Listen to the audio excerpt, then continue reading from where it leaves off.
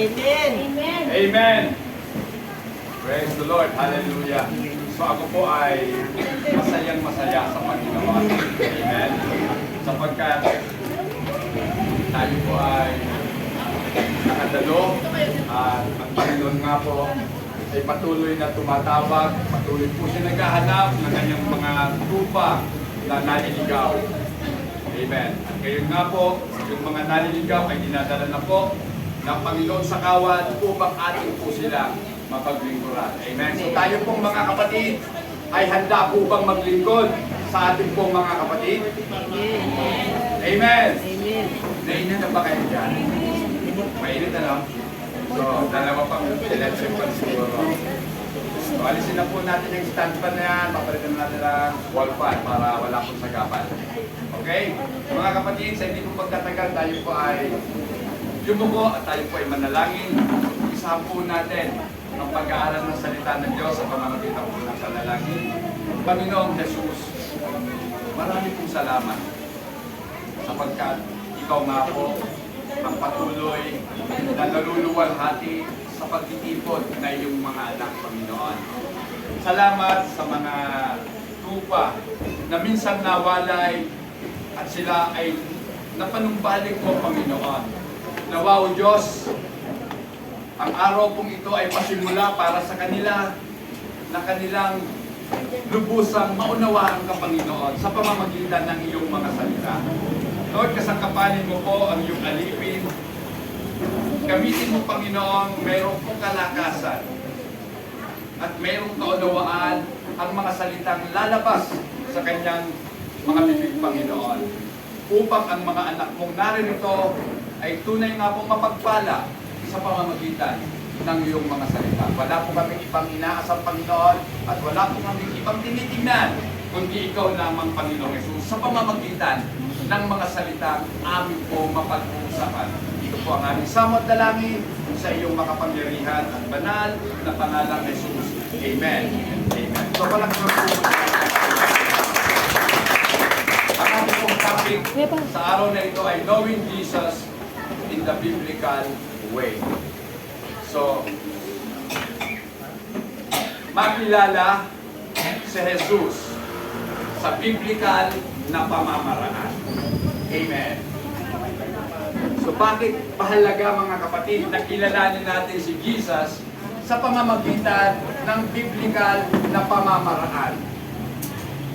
Mga kapatid, matagal ng panahon na ang pagkakilala natin sa ating Panginoong Jesus ay hindi po talaga nakabatay sa katotohanan. Amen? Amen. Siguro naman, alam nyo na ang ibig kong sabihin na sa tuwing ang mga tao ay nananalangin, ang mga Pilipino ay nananalangin kay Jesus, alam ko na kung ano ang nasa isipan nila. Siyempre, yung nakikita nilang magandang lalaki na nasa kalendaryo. Tama ba ako? Mahaba ang balbas, mahaba ang buhok, guwapo, matangos ang ilong. Yun ang Jesus na kilala ng mga tao. Tama ako? Kumali. I-correct niyo po ako kung mali, ha? Sino ba dito sa atin ang nananalangin noon na yun po ang nasa palintatao ng ating mga mata? Hindi po ba kahit nakapikit ka, para yun ang nabivisualize mo na nakatingin sa'yo? O, di ba? Eh, ito naman, talagang mataimtim na nananalangin. Pero mga kapatid, mali. So, sabi nga po dito, we prioritize knowing someone we really care for, especially someone we love. Diba? Nagiging pangunahin po sa atin. At binibigyan po talaga natin ng pagpapahalaga na kilalanin ang isang tao o kaya anumang bagay na ating pong pinapahalagahan, lalong-lalo na doon sa ating pinakamamahal. Amen? Diba? Pagmahal mo ang isang tao, naman siya lahat ng isip mo, bawat segundo, bawat minuto, bawat oras, laman ang isipan mo yan. Dahil mahal mo. Ngayon ang tanong, sino sa atin dito Ang laman ng isip ay ang ating Panginoon. Bawat sandali, bawat saglit ng kanilang buhay, laman si Jesus sa kanilang mga puso't isipan. Ito'y nangangahulugan lamang na mahal po natin ang ating Panginoon.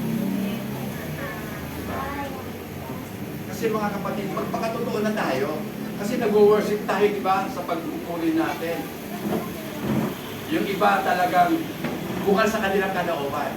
Talagang naiiyak pa sila habang sumasamba sa Diyos. Dahil yung iba, wala lang. Kahit magpalakpak nila ng kamay nila. Napapaawit lang, pero hindi nararamdaman ang inaawit. Lahat po tayo, kilala ang mga bagay patungkol sa ating Panginoong Yesus. We know about Jesus, di ba? Pero ang tanong, iba yung about, iba yung tungkol kay Jesus ang alam mo, iba sa nakikilala mo mismo si Jesus. Sapagkat ang pagkakilala sa ating Panginoon ay meron pong isang napakahalagang sangkap. Ito po ay ang pagkakaroon natin ng relasyon sa ating Panginoon. Amen! Diba? Nung nililigawan mo pa lang yung asawa mo, kilala mo na siya. Tama? Pero yung pagkakilala nyo, sagad mo ba hanggang buo? Hindi. Dahil yung pagkakilala nyo, walang nagiging bunga. Pero nung mag-asawa na kayo, nung magkakilala kayo, nagkaroon kayo ng bunga. Yun ang sinasabing tunay na pagkakilala sa Diyos, nagbubunga. Amen? May bunga. Hindi sa pasiga. May bunga. Ibig sabihin, kumbaga sa pagtatanim, nagkakaroon ng mga bunga. Kapag may bunga, may pakinabang. Amen? Ang ibig ko pong sabihin, maraming relasyon na wala naman talagang pakinabang. Amen? Bakit? Sa paningin lang natin, masaya sila. Pero pag sila na ng dalawa, nagbabangayan natin. Amen? Hindi magkasundo sa lahat ng bagay. Pero mga kapatid, sa ating Panginoong Yesus, dapat tayo pong lahat ay magkakaisa. Amen. There is a distinct difference between knowing about and truly knowing someone. There are many people today who know a lot about Jesus without relationally knowing Jesus. So, kilala lang nila ang mga bagay patungkol kay Jesus. Kilala nila kung sino ang magulang ni Jesus. Di ba? Kilala natin yon. Sino bang tatay ni Jesus? Baka sabihin nyo si Joseph. Balik kayo doon. Kung nagbabasa po tayo ng Bible, malalaman natin kung sino talaga ang tunay na ama ng ating Panginoon. Sino? Ang sabi doon, siya'y dalang ng banal na Espiritu. So hindi talaga yung ama. Holy Spirit. Amen? Ngayon, ang gulo mo, pastor. Akala ko pa yung ama, kaya nga siya ama eh, dahil siya yung dapat ama. Hindi. Sabi, siya ay lalang ng banal na Espiritu. So mga kapatid, ayan. Alam, pakibasa nga po, 2 Corinthians 11, 3 and 4. Gusto ko pong talakayin yan. 2 Corinthians chapter 11, verse 3 and 4.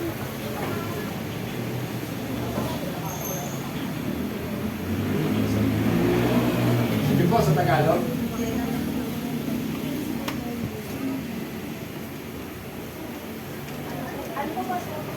11:3, 2 Corinthians 11:3. Ngunit nag-aalala akong baka malasa maging isipan at mailayo kayo sa tapat at nagdisay sa pananampalataya kay Kristo. Tulad ni Eva na nagdisay ng ahas. Okay, sabi dyan sa verse 3, but I fear. So meron siyang pagkatakot itong si Apostol Pablo. Baka kayo man, katulad po ng panlilimlang ng ahas kay Eva, sa pamamagitan ng kanyang katusuhan, yan, tayo po ay malinlang. Tandaan po natin, mga kapatid, tayo ay nasa huling mga araw na.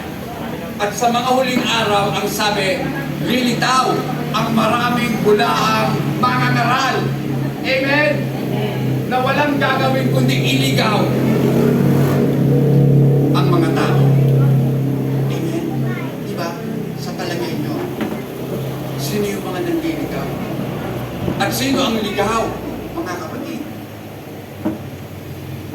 Kung ating pong babatayan ang sinasabi ng Bible, kakaunti lang ang maliligtas. Bakit? Kasi mas marami ang makikinig sa mga buwan ng mga mangangaral at sa mga palsong mga propeta. Amen? Marami, mga kapatid. Kaya mag-ingat po tayo. Verse 4, pakibasa. Sapagkat kalugod ninyong tinatanggap ang sino man dumarating at may message kayo tinatangaral, ikaw kayo nagbasa at nangaral natin. Tinatanggap ninyo ang espiritu at aral ng iba at sa ito, tinuro namin sa inyo. Yan po ang sinasabi ni Paul. Di ba? Sa mga pangungusap ni Pablo, meron po siyang hinanakit sa mga kapatid. Di ba? Kayo, sabi niya, porque narinig nyo lang dahil ang pangalang Jesus ang ipinapangaral, naniniwala na kayo sa kanila. Tingnan nyo ang sinasabi. For if he comes, preaches another Jesus, whom we have not preached. So marami pong mga ngaral na ang ipinapangaral talaga. Si Jesus din. Si Kristo din. Ang daming Kristo, di ba? Sa sabungan nga may Kristo. Stephen nyo yan? Pero yung Kristong totoo, hindi kilala ng mga tao. Dahil ibang Kristo ang kilala nila, yung nakatako sa krus na macho, di ba? Wala siyang tiyan eh. Labas pa nga yung mga ribs niya. O, di ba? Payat. Ano kaya kung gawin natin mataba yung nakapako doon? Maniniwala kaya sila? O. Pero mali yan. Hindi po yan ang ipinapangaral nila Pablo. Or if you receive a different spirit which you have not received. Ngayon, tumatanggap pa kayo ng mga iba't ibang aral. Ibig sabihin, iba't ibang espiritu ang nilalaman ng mga pagtuturo. Kasi ang espiritu ang nagbibigay buhay. Di ba? Gusto niyo ba nang magbigay buhay sa inyo ay ang mga huwad na espiritu? O yung totoong espiritu? At kung totoong espiritu, sadyang dadaan tayo sa paghihirap, sa pag-uusig. Amen? Amen. Ang church, mga kapatid, aral ng Biblia ay nakatalaga sa kahirapan. Walang ipinangako si Jesus na ang buhay ng isang mananampalataya ay uunlad at giginhawa, kundi ang ipinangako ni Jesus. Kung paano ako inuusig, uusigin din kayo. Amen. Amen? Yan ba ay naririnig ninyo sa mga pagtuturo, sa mga simbahan? Mga kapatid, mag-isip-isip po tayo, huling panahon na, huling araw na. Amen. Kung maghihirap man tayo, konting sandali na lang. Diba? Kung maghihirap man ako, 64 na ako, hindi na ako aabot ng 70. Mamamatay na. O, di ba, mga kapatid? Aanhin mo yung 70 anyos kang namatay kung mabubuhay ka naman ng walang hanggan. Umikad ka nga ng 120, pero hindi mo nakilala si Kristo. Ang sasapitin mo, walang hanggang pagbubusa sa piling ni tanim. Amen? Kasama mo si tanim. Gusto niyo yun? Kasi ngayon mga kapatid, pag sinabing different gospel, merong totoong aral. Ay ito ibang aral eh. Sabi ni Pablo, tinatanggap nyo ang ibang aral. Yan. Na hindi naman namin tinanggap. Kaya mag-ingat po tayo mga kapatid. Hindi lahat ng nagsasabi, si Jesus naman pinapangaral namin eh. Yung nga, di ba? Jesus din sila. Kaya lang si Jesus sa kanila, tao lang. Amen? Pero sa atin, ang Jesus po natin, siya ang tunay na nag-iisang Diyos. Amen. Panindigan po natin ang pagiging Pentecostal natin, ang pagiging oneness natin. Amen? Hindi tayo naniniwala sa ibang Jesus kundi yung Jesus na itinuturo at ipinapakilala ng banal na kasulatan. Amen. Nakakalungkot eh. Paniwalang-paniwala sila sa mga mangangaral nila. Amen. Patungkol kay Jesus. Kasi pastor, si Jesus naman ang itinuturo eh. Pero, tingnan nyo kung totoong Jesus ang itinuturo. Bakit kilala nyo ang totoong Jesus? Sa pamamagitan ng Biblia. Amen. Kaya sa pag-aaral, mga kapatid, aralin natin ang banal na kasulatan. Baka summa cum laude kayo o kaya cum laude kayo sa college nyo pero hindi nyo alam ang Bible. Kawawa naman kayo. Valedictorian ka nung elementary ka. At nung high school ka, ganun din. Pero wala kang alam patungkol sa salita ng Diyos. Mga kapatid, ito po ang mahalagang aklat sa buhay ng tao. Wala nang iba. Amen. Only the Bible teaches the way of salvation. Amen. Wala nang iba na aklat na nagsasabi. Ngayon mga kapatid, pag-usapan po natin, knowing through relationship. Makikilala natin ang tunay na Jesus sa pamamagitan ng ating pakikipagrelasyon sa Kanya. Amen. Ang sabi po dito, Jesus described what it's like to have a true and authentic relationship with Him. Sabi po sa John chapter 10, verses 14 to 15. Anong sabi?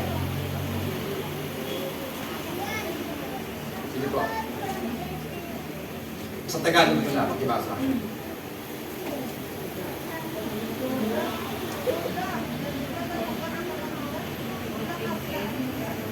Hindi ka ba naniniwala ako'y nasa Ama? Di po, 10:14 po. 10:14 Ako po. nga ang mabuting pastor. Kung paano kilala ako ng Ama at siya kilala ko. Kaya din naman, kilala ko ang aking mga lupa at ako na ay kilala nila. At iyaaray ko ang aking buhay para sa aking mga lupa. Kaya tingnan natin, ihimay-himayin natin yan mga kapatid. Ang sabi dyan, I am. Alam niyo ba yung I am? Yan po yung pangalan ng Diyos na pinakilala kay Moises. Di ba? Doon po sa burning bush, doon po sa nagliliyab na punong kahoy. Nung tinanong ni Moises, kung ano ang pangalan, ang sabi, I am who I am. Ako, siya ako nga. Okay. Sinabi ni Jesus, I am the good shepherd. Ako ang mabuting pastol. And I know my sheep. Kilala ko ang aking mga tupa. Mapalad tayo. Amen? Dahil ang pastol natin, kilala tayo. Kasi tayo yung mga tupa niya eh. Kahit 1 milyon na tayo dito, kilala pa rin tayo ng ating Panginoon. Kasi ganyan talaga ang shepherd. Ganyan talaga ang pastol. And I'm known by my own. At siya'y nakikilala din ng kanyang mga tupa. Amen? So, kilala natin si Jesus. Kahit na pabalintungin tayo, kahit pasakayin pa tayo sa tsubibo, pagbaba natin, hindi magbabago ang ating pagkakilala sa Panginoon. Bakit hindi magbabago?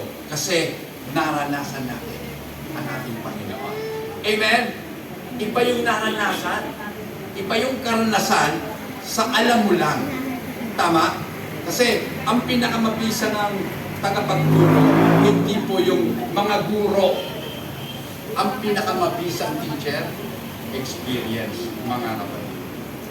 Kaya kayong mga kabataan, gusto nyo na lalo kayong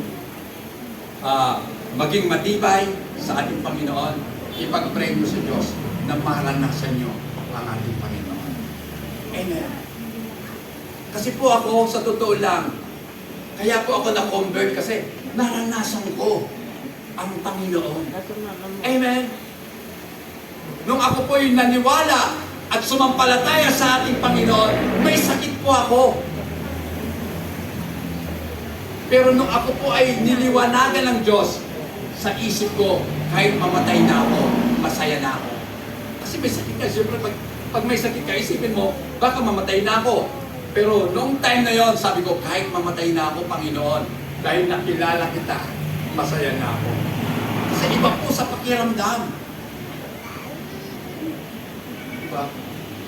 Nagkaroon ka ng kapayapaan sa iyong kalooban. Nagkaroon ka ng katapangan harapin ang katotohanan. Na kung mamatay ka man, siyempre ang kamatayan, realidad dyan eh. Na kung mamatay ka man, masaya ka. Kaya yung mga tao mamamatay na takot mamatay, asahan mo, hindi nila kilala ang Panginoon. Hindi nila kilala, totoo yun. Dahil kung kilala mo, hindi ka matatakot sa kamatayan. Dahil alam mo ang kamatayan, kaibigan mo, dadaling ka sa presensya ng ating Panginoon. Amen? Palakpakan natin ang ating Panginoon. Bakit kayo nakahimik sa kanyang kamatayan? Diba? Siguro pag nagtura ko dito ng prosperity, palakpak kayong lahat. Mga pagpapala, pagpapagaling. Pero hindi po yan. Naparito ang Panginoon, hindi para pagalingin ka sa iyong mga karamdaman. Dahil merong isang karamdaman na higit pa na kinakailangan talagang bigyan tayo ng kagalingan. Ano yung karamdaman na yun? Yun ay ang ating mga kasalanan. Sapagkat ang kasalanan ang siyang pumapatay sa tao. Yan nga ang sanghi ng ating kamatayan. Diba? Romans 6:23, for the wages of sin is death.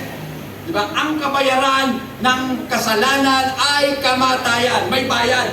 Hindi libre. So, Pastor, salamat hindi pa ako namamatay. Hindi, Brad. Kung ikay nagkasala sa Diyos, patay ka na eh. Hindi, buhay pa ako. Hindi. Patay ka na. Yung kaluluwa mo, patay na. Sapagkat nahiwalay na sa Diyos. Ang pagkatao mo, ang pisikal mong katawan, buhay pa. Pero maghintay ka na lang, mamamatay ka din. Amen. Pero yung kaluluwa mo, patay na. Sa isang batang nagtatanong sa akin, Pastor, ano ba yung born again? Sabi nga ni Sister Kate, Pastor, meron ka pang pending na, na tanong, dahil hindi ko ba nasasagot?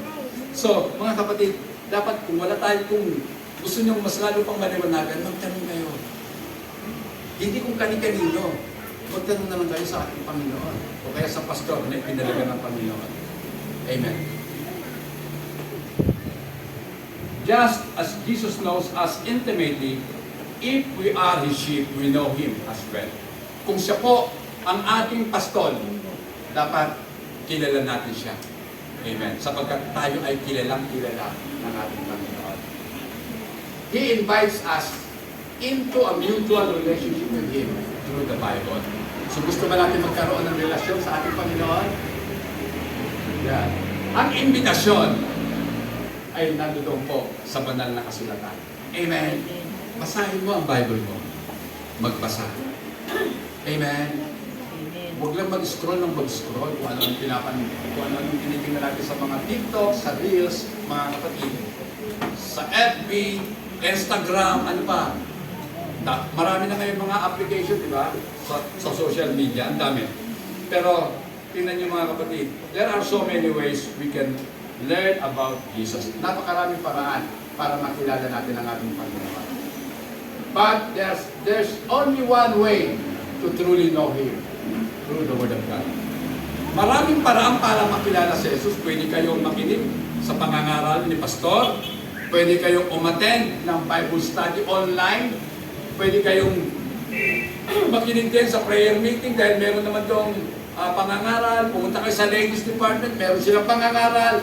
Pero ang pinaka sa lahat, mga kapatid, pumunta kayo sa banal na kasulatan, sa Biblia, sa Word of God. Mag-spend kayo, mag-invest kayo ng oras para doon at makikilala nyo si Jesus sa pamamagitan mismo ng kanyang mga salita. Amen. Listening to the world says about Him is a nonsense. Diba? Di Pastor, nanonood naman ako. Kasi ngayon ang daming reels, di ba? Daming TikTok, ginagamit na po yung Word of God. Di ba? Sabi ko nga, buti itong mga pastor ito kumikita. Di ba? Habang kiniklik nyo yun, ang dami-dami niyong sinishare sa mga ganong tao, pinapayaman ninyo sila. Amen. Nonsense naman ang sinasabi. Dahil hindi naman talaga sinasabi yung totoong aral ni Kristo. Diba? Wala akong narinig doon na totoo na nangangaral. Hoy, sabi ni Jesus, ako at ang Ama ay iisa. Wala. Ang gagaling nga nilang mga aral eh. Meron mga naka-Amerikana, meron naman mga naka-jacket lang na maong. Iba't ibang klaseng mga pastor yun. Meron may bigotilyo. Sige lang. Okay lang sila. Pero mga kapatid, huwag tayong makinig sa mundo. Kasi ang mundo, meron din silang mga Jesus na itinuturo. Amen. Number 2, meet Jesus in His Word.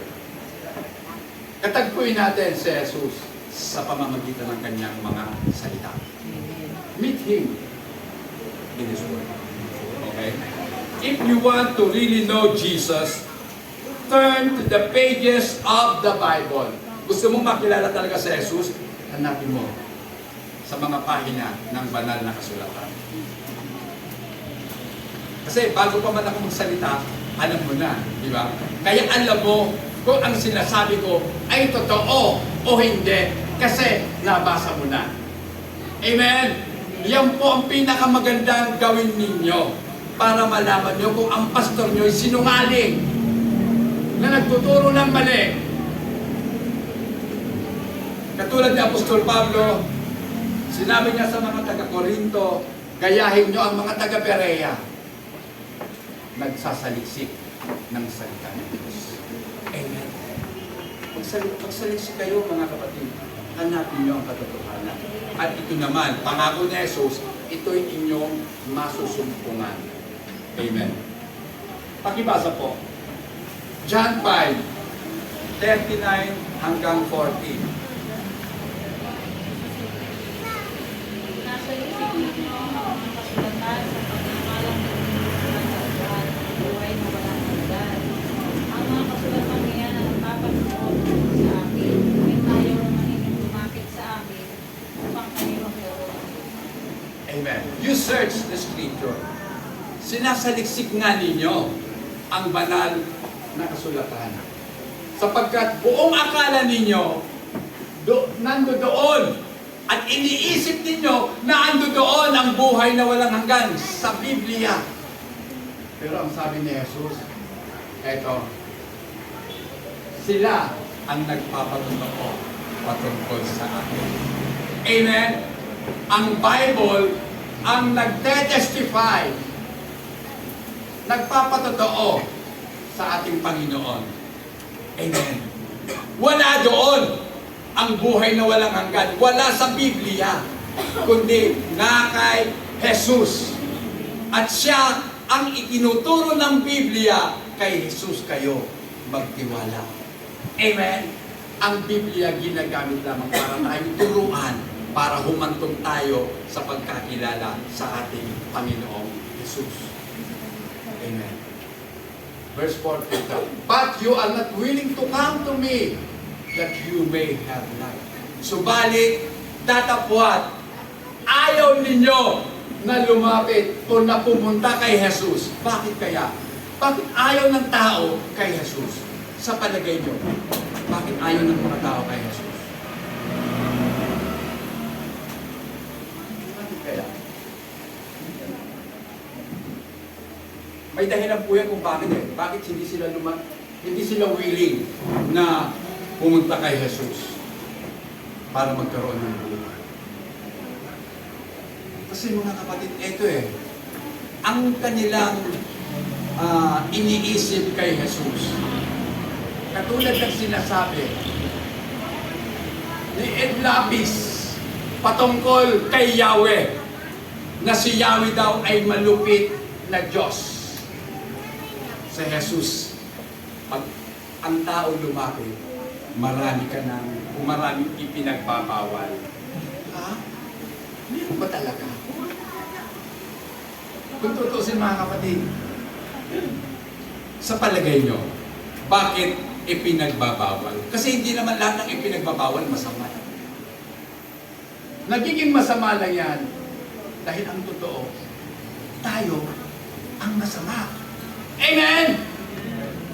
Kaya ipinagbabawal dahil ayaw ng Diyos na mapahama ka. Pero kung mabuti kang tao, matutuwa ka na merong nagbabawal sa'yo. Amen? Galit pa kayo sa mga asawa niyo kung pinagbabawalan kayo? Kung kayo pinagbabawalan sa paggawa ng mabuti, masamang asawa yun.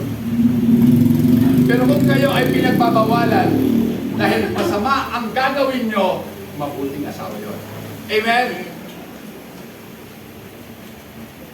Bawal. Sa Diyos, ano ba ang pinagbabawal ng Panginoon? Huwag kayong kakain ng bunga ng punong kahoy. Naku, ayoko nilang sabihin. May isa pang pastor na nakakita ko niya. Ito ang pagkain ng bunga ng punong kahoy.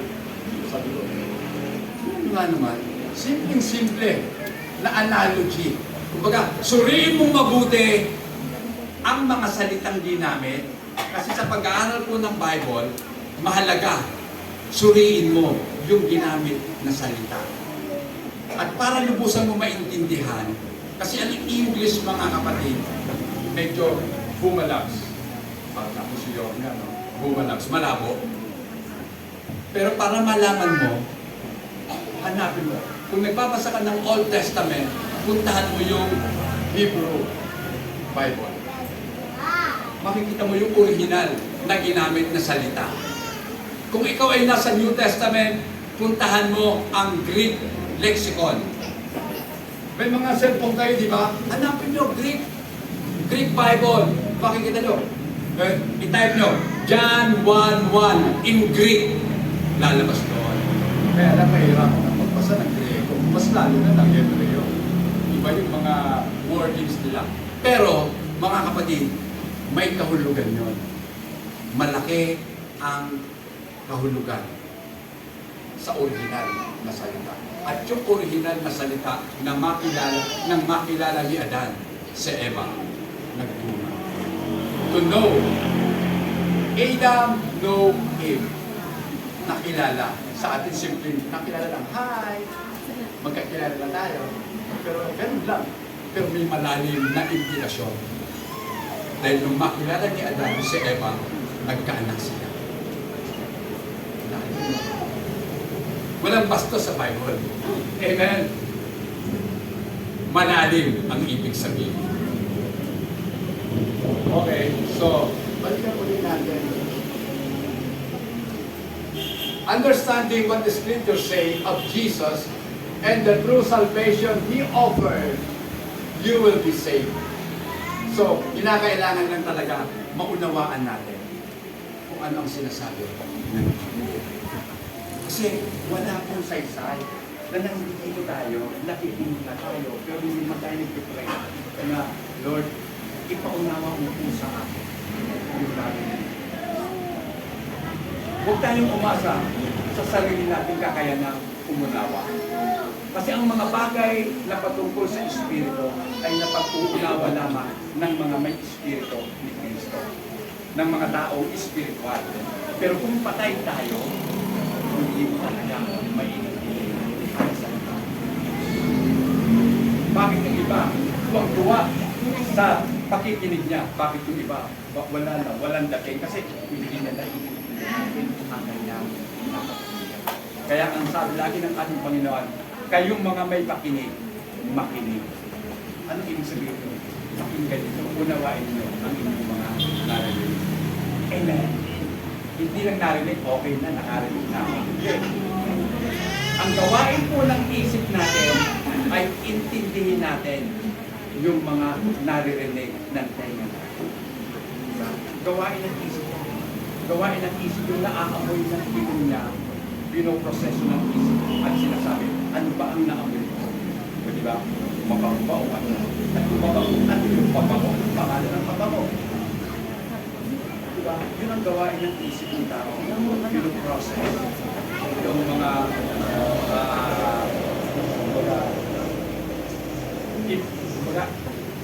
ipinapakita, ipinaparin sa kanyang senses. So, mga kapatid, yung totoong kaligtasan, ino-offer talaga ni Jesus. Kaligtasan na ano? Kaligtasan na ba yung bumalik ka sa karamdaman mo? Hindi. Ang tuloy na kaligtasan, yung kaluluwa mo, napatawid na sa kanyang dapat mo maintindihan na ang kanyang kamatayan ay ang pagkabuhay mo. Amen! Kaya namatay si Kristo sa krus para tayo ay mabuhay. He is the Word made flesh. Okay, pakibasa muna pala. John 14:6. Ano sabi? Sumagot si Jesus, ako ang daan, ang katotohanan at ang buhay. Walang makakapunta sa Ama Minsan, hirap na hirap tayo sa ating pupuntahan. Kasi, halimbawa, pupunta tayo sa Balayan, sa Batangas. No? So, hindi mo alam, halimbawa, may sasakyan ka. Saan kaya mo dadaan? Sa Tagaytay, kaya ako sa SLEX, exit na lang ako sa diba? Saan? So, pinakailangan natin ng ways. Tama? Sa buhay ng tao, kasi ang totoo lahat po tayo manlalakbay So pag sinabing manlalakbay, meron kang designated na pupuntahan. Dapat alam mo kung saan ka pupunta. Diba tinuro ko lang natin sa iyo? Si Alice, hindi si Boko, si Alice in Wonderland. Diba? Kahit nagtanong siya ng daan, dahil hindi niya alam kung saan siya pupunta. Ano ang sabi ng pusa? Wala alam mo niya. Huwag mo naman pansinin yan. Bali wala yan. Kasi hindi mo naman alam kung saan ka pupunta. Dapat alam mo kung saan ka pupunta. Lahat ng tao gusto mapunta sa langit. Tama? Kahit yung adi, kahit yung lasendo, kahit yung babaero, kahit sino pang tao, tanungin mo, lahat sila gusto sa langit. Walang tao gusto sa impyerno. Buong lang. Gusto sa impyerno. So, mga kapatid, papunta ka ng langit, dapat alam mo ang daan. At sabi ng Biblia, si Jesus ang daan. At dahil si Jesus ang daan, nasa kanya rin ang katotohanan. Dahil ang katotohanan ang magdadala sa iyo sa tamang daan. At ang katotohanan din ang magdadala sa iyo sa buhay na walang hanggan. At ang katotohanan walang iba, kundi ang ating Panginoong Yesus Cristo. Amen. Okay, so mga kapatid, tingnan natin. We cannot truly love Jesus if we only know the worldly version of Him.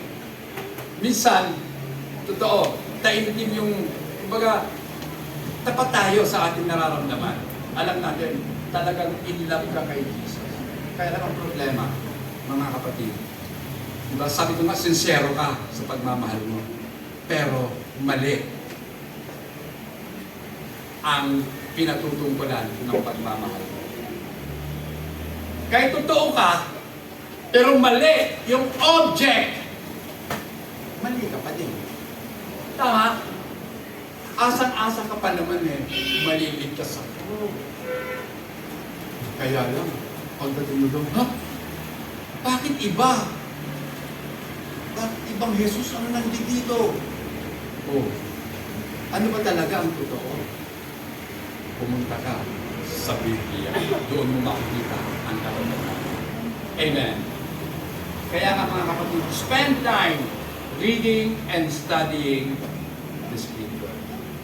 Gumugol tayo ng panahon at effort magbasa at mag-aral ng Biblia. Hindi pa ulit. Kahit matanda na tayo. Ako nga matanda na. Kailangan ko talaga mag-aral. Dahil kung ako hindi mag-aral, anong ituturo ko? Diba? May Bible study, mayroong prayer meeting, o isa naiimita pa sa youth department, pastor, kayo po ang mag-preach, o diba? Ang dami. Yung pampanlinggo. Kung hindi ako mag-aaral, anong papakain sa inyo? Kaya nga ang chef, mga kapatid, aral po yun sa pagluluto. At bukod sa napag-aaralan niya, meron din siyang sariling recipe. Amen? Diba? Meron. Kaya ganun din ang ating Panginoon. Kaya kunin natin yung recipe ng ating Panginoon. Tumpak at walang kamalian ang salita ng ating Panginoon. Number 3, knowing Him leads to worshiping Him. Ang pagkakilala kay Jesus ay ang magdadala sa atin para sambahin natin siya ng totoo. Amen. Kung kilala mo si Jesus, habang umaawit ka, ramdam mo yun, Sister Kim, di ba? Brother Val, Sister Jo, ang sarap sa pakiramdam. Kasi naiintindihan mo yung kinakanta mo. Kaya nga sabi ko lagi, gusto ko talaga. Gusto ko lang, ha? Ayaw ko lang sa inyo. Kasi gusto ko talaga Tagalog yung kanta natin kasi naiintindihan ng pangkalahatan. Unfair naman. Kung English, kung lang nakakaintindi. Oo nga, masaya sila. Kasi nakikisaya lang naman yan. Di ba? Ganun tayo. Di ba? Pagparak din. Pero wala naman sa loob. Pero dapat ginagawa natin, alam natin kung bakit natin ginagawa. Tama? Hindi na tayo gaya-gaya. Dahil lalabas yung putumaya ka. Ang pagsamba sa Diyos, nagiging makabuluhan kapag nakikilala mo ang totoo Diyos. Amen. Diba? Pag tayo mo pala, naluluha ka na. Kahit wala mong sinasabi. Kasi alam mo, totoo. Ang ating Panginoon. Dahil yung buhay na meron ka ngayon, na kaya mo pang tumayo, kanino bang lakas ang nasa sayo? Galing sa Panginoon niya, nakalakasan na yan. Kaya dapat talaga natin siyang pasalamatan at sambahin sa Espiritu at katotohanan. So another reason why we should spend time and effort to know the one true God is so we can authentically worship Him. Pakibasa po. Psalms 51, 16 to 17. Sige po. Hindi mo na nais ang mga handog. Hindi ka nakagulugod sa hain mo. Ang handog mo, O Diyos, na karapat-dapat, ay ang pagbabaluso ng pagtapat. Yun ang gusto ng Diyos eh. Oo nga, nagbibigay ka nga ng pera. Ang laki mo pa nga magbigay. Pero, sa palagay mo, nagugustuhan ng Diyos yun? Kung sa puso mo naman, nandoon pa rin ang pagmamalaki, ang pagmamataas. Kasi hindi naman yung makikita sa itsura mo eh. Totoo, magalang ka na. Pero yung puso, nandoon eh. Diba? Ang usapan dito, puso. Ito ang malumanay ka magsalita. Pero sa loob mo, sa isip mo lang, sa sarili mo lang, yung mga kapatid ko. Wala lang. Kung sa parungan, mas mabuno kasi. Diba? Di pagmamataas yun ng puso. Ayaw ng Diyos yan. Sabi nga dito, for you do not desire sacrifice, or else I would give it. You do not delight in burnt offering. Noong panahon, nagusunin pa sila, baka sinusunod nila. Handog nila sa Diyos. Samantala yung mga mahihirap, sila napakita.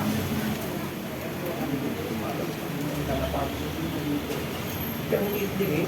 Pag sinunod mo, kunting ningas lang. Abo agad. Eh yung baka, ang tagal. Kapag sinusunod, ang bango-bango pa, baka yun eh. Diba? Pero hindi mo sila pangalan. Dahil para sa Diyos, ang tunay na handog ay ang mapagpakumbabang puso. Amen. Na yung dinadagupan mo pa, hindi Panginoon, patawad. Hindi ayaw mo pang tumingin sa langit kasi nahihiya ka sa Diyos dahil sa iyong pagkakasala, dahil sa iyong kahinaan, dahil sa iyo kung sino ka. Diba? A broken and a contrite heart, this, O God, you will not despise. Hindi mo babaliwalain yung Panginoon kapag nagpapakumbaba sa Diyos. Ang ibinigay mo man 10 piso lang para sa Diyos, napakaliit. Kaysa sa nagbigay ng 1,000, mayabang naman ang Diyos. Amen. Pero huwag mo kayo magbigay ng 10 piso. Diba? Sabi ko lang yon, pero alam ko hindi kayo magiging masaya pag 10 piso lang binigay. Bakit? Ang Panginoon ba 10 piso lang? Yun lang ba talaga ang Panginoon? Hindi naman pwedeng gano'n. Ako nga, mga kapatid, wala na akong trabaho, no? Pero hindi ko rin pagsasabi yun. Pero pa ako nagbigay, buong buhay talaga ibibigay. Amen. Kahit masama ako pakiramdam. Yan. Basta kaya pang tumayo. Amen. Minsan hindi nyo lang napapansin, nakakapit na ako dito eh. Kasi, minsan, hindi naman sa lahat ng panahon malakas ka. Diba? Pero pag nakita niya akong paggalaw-galaw dyan, isipin niya na si Pastor, ano eh, medyo insayado yan. So, ganado siya. Pero pag ako'y nakakapit lang dito, masahan niya na yun. Medyo may masamang nararamdaman. Okay, pag-iba. Romans 12:1, ano sabi?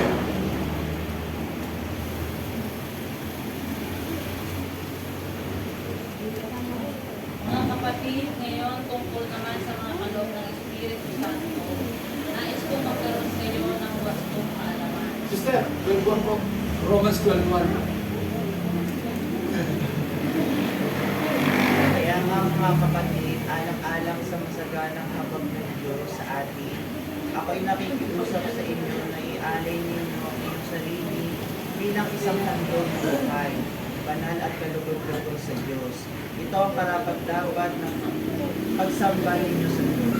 Okay. So dito po ang pinag-uusapan natin, karapat-dapat na pagsamba sa Diyos. Amen. Anong handog mo para sa Diyos? Hindi kinakailangan ng Diyos ng pera natin. Ang kailangan ng Diyos, ikaw. Ihandog mo ang iyong sarili sa Diyos. Buhay. Kailan ka maghahandog? Kapag patay ka na. Kasi noong sa lumang tipan, ang inihahandog mga patay. Pinapatay ang mga baka, pinapatay ang mga tupa, pinapatay ang mga kalapati para maging handog. Sa bagong tipan, eto na. Kinakailangan buhay. Yung buhay natin, italaga natin sa Diyos. Amen. Ibig sabihin, yung buhay mo, hayaan mo ang Diyos ang magmaniobra. Amen. Dahil ang totoo, di ba manlalakbay ka lang, pag sumasakay ka pa ng bus, inaagaw mo sa driver ang manibela. Sabi, alis ka dyan, ako ang magmamaneho. Hindi. Di ba? Sasakay ka lang. Amen. Sa pananampalataya, si Jesus ang tsuper ng buhay natin. Alam niyo ba yung kanta ng papuri? Si Jesus ang tsuper ng buhay, dito ka sumakay. Ano ba yun? Hindi ko na kabisado eh. Patungo na yun sa buhay na walang hanggan, kay Jesus ka sumakay. Huwag na tayong ano eh. Hindi, Pastor, may sasakyan naman ako eh. Jesus, may sarili akong sasakyan. Hindi ako sasakay sa'yo. Pupunta na lang ako. Hindi eh. Kailangan mo sumakay kay Jesus. Amen. Ayan kung si Jesus ang magmaniobo ng buhay natin. Amen. So, if we are not careful to worship who Jesus has revealed Himself through the Scripture, then we will end up worshiping the false version of Jesus. So kung hindi tayo magiging maingat sa pagsamba kay Jesus sa pamamagitan ng kanyang kapahayagan kung sino talaga siya, batay sa kasulatan, tayo ay hahanto sa pagsamba sa Juan na bersyon ng Jesus. Amen. Gusto niyo ba yun? Nasayang yung pagpupunta natin dito dahil mali naman pala ang ating mga ginagawa. So mga kapatid, ako po, ang laki ng pananalitan ko sa Diyos kaysa sa inyo. Kasi kung kayo'y mapapahamak, ako, kung kayo'y 50 ang kaluluwa, ibig sabihin, sa batas natin, pumatay ka ng isa, halimbawa, reclusion, perpetua na yon 40 years. Kung 50 kayo, ilang daang taon ako, makukulong. Pero hindi yan ang usapan. Kapag dinala ko kayo sa mali, ako ang mananagot sa Panginoon. Akala niyo ba? Madali naman yung pastor.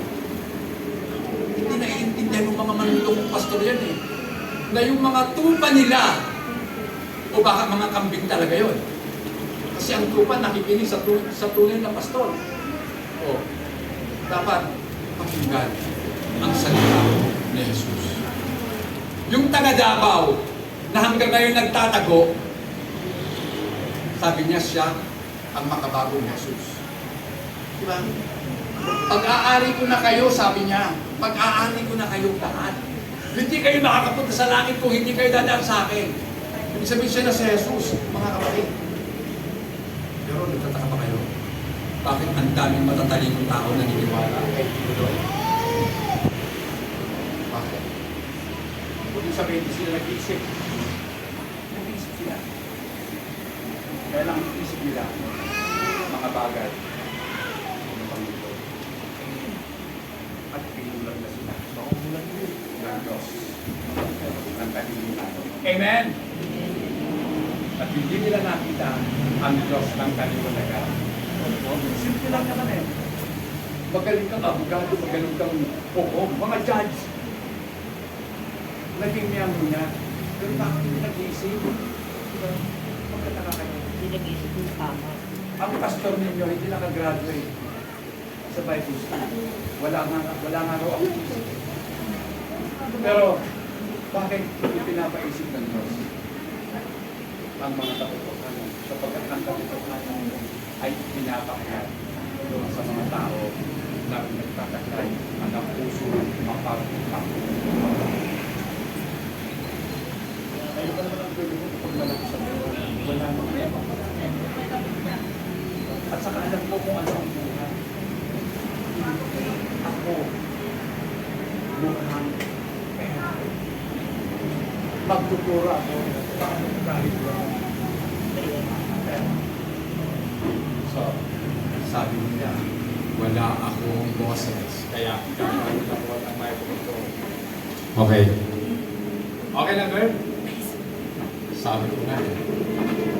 Siguro panahon na ngayon, kasi pag malaki na, pag dumami na po kayo, lilipat tayo sa mas malaking lugar, kahit mapuputol na siguro ang ugat ko kung hindi ako gagamit ng microphone, sa kanila ako mapapakinggan. So mga kapatid, eto na. Yung nga pala, naka-record nga pala yun. Hindi maririnig, no? Thank you, kapatid. So, salamat. Kasi meron po mga kapatid na nagmamalasakit. Amen. The more we should be challenged toward holiness and away from worldly living. Mga kapatid, yung pong pagkakilala natin sa ating Panginoon, sa tunay na Jesus, mga kapatid, malaking challenge po sa atin natin. Matcha-challenge tayo. Bakit matcha-challenge? Kasi ang challenge, mga kapatid, aalis ka sa iyong kinalalagyan. Amen? Aalis ka. Siyempre, kung ikaw ba, alam mo na ang bahay mo ay nandoon sa fault line. Alam niyo ba yung fault line? Alam mo, nasa gitna ka mismo ng fault line. Tapos sinasabihan na kayo ng gobyerno, lumipat na lang kayo ng lugar. Kasi pag lumindol, kayo ang magsasuffer ng gusto. Kasi nasa fault line kayo. Alam mo naman sa Pilipinas, nagbubuka mo pa. Gusto mo bang pagbuka, lamunin ka? Amen. O kaya, nakatayo ang maganda mong mansyon sa Tagaytay. Yes, Tagaytay. Ganda, no? Mahal ang lupa. Pero, nasa gilid ng bangin. Pastor, may problem. Hindi magigibayan. Sino may sabi? Amen. Walang imposible sa Diyos. Marahil nagtatanong na bakit ang buong Metro Manila, Bulacan, Rizal, binaha. Nagtataka nga ako, Montalban, Rizal, binaha, brother Paul. Di ba ang Montalban mataas yung bundok yun eh? Di ba? Bakit binaha ang Montalban? Okay lang sa Bulacan, ang Bulacan catch basin. Mababa. Talagang doon ang buhos. Nagtayo ka ng Manila International Airport sa Bulacan, mas mataas ang elevation, pupunta ang tubig sa mga mabababang residential area. Yan ang hindi iniisip ng mga matatalinong technocrats ng ating gobyerno.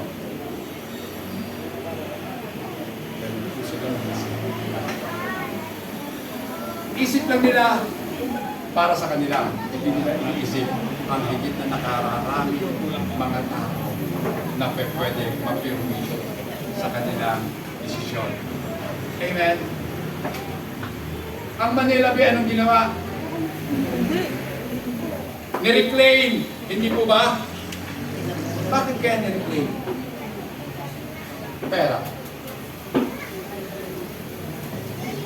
May pera. Ikaw ba naman? Dati, dyan pala sa Ross Boulevard, dapat dagat na yun eh. Yung mga tubig galing sa taas, madaling makapunta sa dagat. Ngayon, ang tagal na, matagal. Kasi gumawa na sila ng mga waterways maliliit. Diba? Mga ilog-ilog nila dyan sa may Ross Boulevard. Bakit naman may ilog-ilog din naman eh. Pero siyempre yung ilog-ilog na yun, mag-i-erode. Ibig sabihin, tinambakan nila ng mga lupa, yung lupa babagsak. Hindi bababa. Sabi ko na Kawawa mga Pilipino. Kawawa po tayo na. Okay, so huwag na natin silang pakialaman. Kaya natin sila. Okay. The more we learn of Jesus, the more we should be challenged toward holiness. Kapag tayo po ay lalong natututo at nakikilala kung sino talaga si Jesus, ang challenge po sa atin, pagpapakabanal. Ibig ko pong sabihin ng pagpapakabanal, paghihiwalay. Tayo ay unti-unti mahihiwalay sa sistema ng mundo. Kasi alam natin na ang mundo ay masama. Amen! Kaya hihiwalay ka. Yan po ang ibig sabihin ng holiness. Away from worldly living. Palayo sa makamundong pamumuhay. Amen. Palakpakan po natin ang ating Panginoon. Ito po, 2 Peter chapter 2, verse 1 and 2. Pakibasa. Ikalawang Pedro 2, 1, 2. Yeah. But there were also false prophets among the people. So hindi talaga mawawala yan. Isinulat na doon pa. Meron talagang mga buwad na propeta kabilang sa mga tao ng Diyos. Even as there will be false teachers among you. So hindi lang false prophet, false teacher, meron din. Among us. Pero ako po'y nakatitiyak, wala dito yon. Amen. Kaya nga po, hindi ako nag-i-invite ng ibang teacher na hindi ko talaga lubusang nakikilala kung anong ituturo. Kasi malay mo, pag ako nangumbida, tapos turuan kayo dito, o ng ibang turo, alam nga naman, Brad, bali yun! Habang nagtuturo siya, i-respeto natin siya hanggang sa matapos. Pero, natapunan na kayo ng basura sa isip niyo. Diba? Kaya huwag kayong magsawa pag nakikita niyo yung pastor niyo. Kasi ang ibig sabihin niya, pag ako lang nagasalita nito, iniingatan ko kayo. Siguro pag fully mature na kayo, okay na. Amen. Di ba? Kahit na meron pa ditong magchiwawa dito sa harapan ng pagtuturo ng kung ano-ano, alam nyo na. Mapaninindigan nyo na ang katotohanan. Amen? At yan ang layunin ng pulpitong ito. Ipahayag ang katotohanan sa lahat. Amen. So tuloy ang basa. Okay. Who will secretly bring in destructive heresies, even denying the Lord who bought them, and bring on themselves swift destruction. So yung mga taong sinungaling, dala-dala nila sa kanilang sarili ang sarili nila o ang madalian nilang pagkawasak. Amen. And many who will follow their destructive ways, because of whom the way of truth will be blasphemed. So, mga kapatid, kapag tayo po ay nakinig at naniwala sa kamalian sa daya, ito po, si Jesus nabablaspheme na. Amen. Ang sabihin, nilalapastangan natin si Jesus kapag pinaniwalaan natin ang mali, sapagkat si Jesus ang katotohanan. Amen? Diba? Yung paniwalaan mo yung mali, nilalapastangan mo na si Jesus dahil si Jesus ang katotohanan. Siya lang ang dapat mo paniwalaan. Amen. Then, number 5 na tayo pa.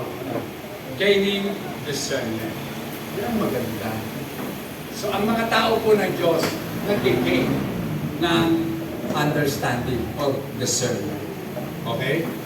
Many preachers and teachers misrepresent Jesus today. Diba? Marami pong mga mangangaral, maraming mga tagapagturo, misrepresented si Jesus. Bakit? Sapagkat ang kanilang theology, mali. Amen. Mali ang kanilang mga ituturo. Diba? Si Jesus ay tao lang. Si Jesus ay ikalawang persona. Saan mo mababasa na ikalawang persona si Jesus? Saan mo mababasa na si Jesus ay tao lang? Amen. Diba? Sa social media, sa mga libro, sa mga podcast, TikToks, Reels, dangerous po yun. Amen. Kinakailangan suriin mabuti kung tama. Amen. Bago kayo mag-click para i-share nyo, makasampung ulit yung pagkaisipin. Tama ba ito? Then para makatiyak ang tama, hanapin mo sa Biblia kung ano ang sinasabi ng tagapagturo na hinahanap natin. Amen. Si Jesus sa kanyang kapanahon hindi po hinahanap. Binabatikos nga siya, inaaway nga siya, pinagbabantaan, itinatakwil. Amen! Pero siya pala yung katotohanan. Dapat natin malaman na ang mundo ayaw. Ayaw na mundo sa katotohanan. Bakit? Masasaktan sila sa katotohanan. Amen? Masakit ang katotohanan, pero ang katotohanan ang magpapalaya sa atin mula sa mga kasinungalingan. Amen! Sino ang handang masaktan? Sa kamay, ako, handa akong masaktan. Amen! Dahil sa katotohanan. Amen. Masakit talaga ang katotohanan. Diba? Yung sabihan ka, hanggang bukas ka na lang, mamamatay ka na. O diba? Masakit na lang. Mamatay na ako. Ano gagawin ko? Diba? Magdamag umiyak eh. Kasi mamamatay na. Masakit sa kanya. Yung pala. Mali pala ang nakita. Mali pala ang resulta ng test ang nakuha. At yun ang nasabi sa kanyang pasyente. Sabi ko, batay dito sa akin nakita. Nakakalungkot man po sabihin, tanggapin na lang katotohanan hanggang bukas ka na lang. Pero pag uwi ng doktor sa akin, hindi ka lang, huwag kaya kang mali ha. Binalikan sa kanyang klinika, hindi lang mabuti. Hala, mali ang pangalan. Oh, ikaw naman, kamo, uunahan ko na ang bukas. Magbibigti na ako. Oh. Inunahan na. Yung taling sa kanya, mali pala. Kaya huwag na huwag kayo gagawa ng masama. At ang pumatay ay masama. Di ba? Kung masamang pumatay ng kapwa, di mas lalong masamang patayin ang sarili. Amen? Sa isang Kristiyano, hindi kailanman papasok sa isipan natin ang pagpapatiwakal, ang pagpapakamatay. Amen! Sapagkat hindi natin hawak ang buhay natin at hindi natin ito pag-aari. Si Jesus lang ang may karapatan pumatay. Amen! Gusto niyo ba yun?